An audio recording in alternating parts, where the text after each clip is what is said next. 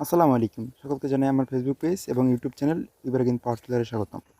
তো আজকে আপনাদেরকে দেখাবো যে কীভাবে জমিতে কীটনাশক স্প্রে করা হয়। তো যদিও আমার পেজটি এবং ইউটিউব চ্যানেলটি পাওয়ার টিলার সম্পর্কে ভিডিও এবং ছবি আপলোড করার জন্য, কিন্তু আপনাদের এটা দেখাচ্ছি কারণ এটা কৃষিকাজের একটি অংশ, তাই দেখাচ্ছি। তো আশা করি আপনাদের ভালো লাগবে, আপনারা দেখুন। তো চলে এলাম জমিতে। এখন ড্রামে পানির সাথে কীটনাশক মিশিয়ে জমিতে নিয়ে যাওয়া হচ্ছে। তো দেখুন আপনারা কীভাবে সুন্দরভাবে স্প্রে করা হচ্ছে।